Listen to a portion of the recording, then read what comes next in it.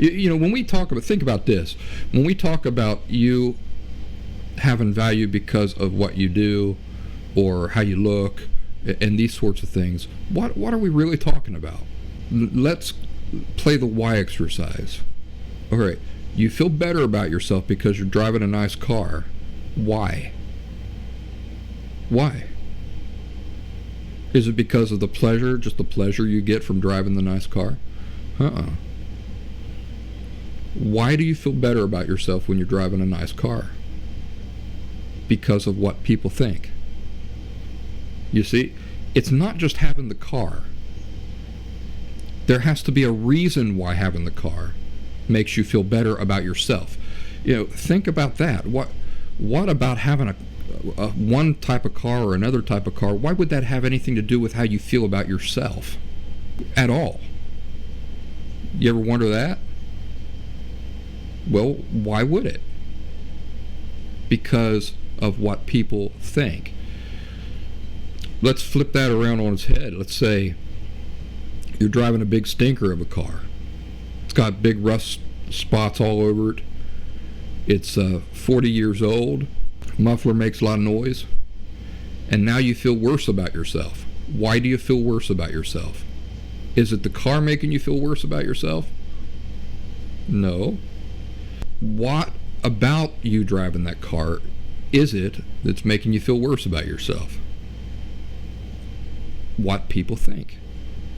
It all goes back to what people think. In the commercial value system, everything is built around what everybody around us thinks. Remember the iPhone, brand new iPhone? Why does the iPhone have so much value? Because of all the gadgets and all the technology that's built into it? Nope. It has value because people want it. It's what people think. What people think gives it value. By itself, it has no value. So remember that when you perceive your worth as coming from external things, then the worth is in the things, not in you. And also remember that when we're talking about worth coming from external things, we're always talking about what people think. That's what it comes down to. What people think. That is the ingredient in the commercial value system. That's the ingredient it always all goes back to. What do people think? When you're driving that big stinker of a car, it's not that you're just feeling bad about your circumstances. Yeah, that's not what I'm talking about. I'm talking about when you feel bad about yourself. Why would you feel bad about yourself because of the car you're driving? Do you see what I'm saying? What relationship does the car have to you and who and what you are? It has no relationship. So why would owning a car like that or having to drive a car like that make you feel bad about yourself? There's only one reason why it would make you feel bad about yourself.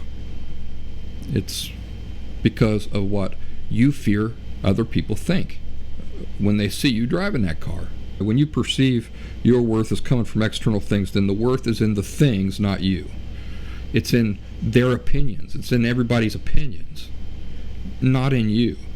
If nobody likes me, if I'm not successful, if I don't have money, if I'm not wearing the right kinds of clothes, again, it's not the clothes, it's not the money. It's that this will earn me attention and admiration from people. So you see, it always goes back to what people think. That is the external source where the value comes from. But when you perceive your worth as having to come from external things or outside of you, and what are those external things? It's what people think, what other people think. When you perceive that your worth has to come from there, the worth is in what people think. It's their opinions. Their opinions is where all the worth is coming from. But it's not coming from you. You're worthless. You see, remember the example, I used an example of like having a bunch of rings on your fingers. But let's say like a Breitling watch. A Breitling is a really nice mechanical watch for men.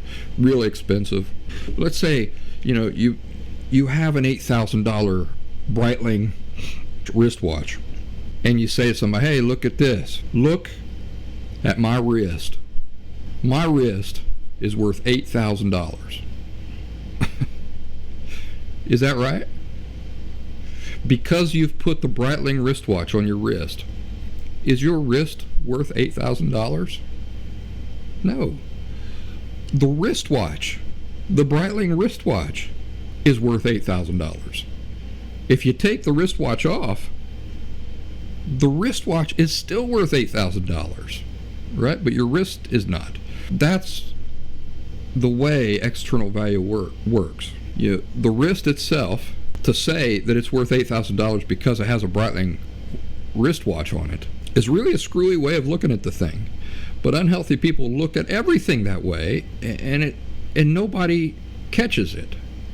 Nobody catches how twisted that type of thinking is.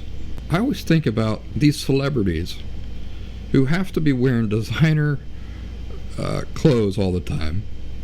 And, some of them are like in their 50s and 60s, but they're still walking around so concerned about having their hair styled exactly right, wearing designer clothes.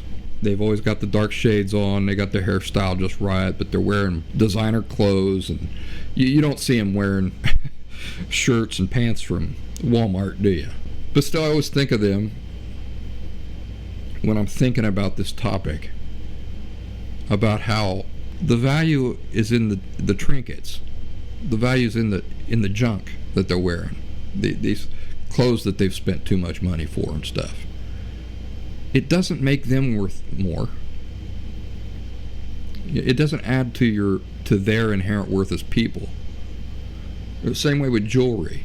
People decorating their bodies up with precious stones and gold, and all these things, as if it adds to their value. But nothing can add to your value.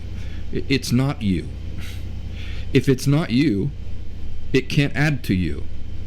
If it's not you, it can't add to you. And if it's not you, it can't take away from you. I could deck out my fingers in jewels, wear tons of gold around my neck. It doesn't add to me. The necklace is still a necklace. It's still just metal. It's not me. It's not part of me. How can it add to me if it's not a part of me? But my point here, a person either believes in inherent worth, in which case the person is secure in their value because they understand that they themselves are the ones producing the value. Right? It doesn't matter what people think. In the inherent value system, that's not where value comes from, what people think. In the inherent value system, it's the thing itself. The thing itself is what provides the value, not what people think. It's only in the commercial value system that what people think is what provides the value, like for cars and stuff, and television sets. The television set is not providing its own value, but you are providing your own value.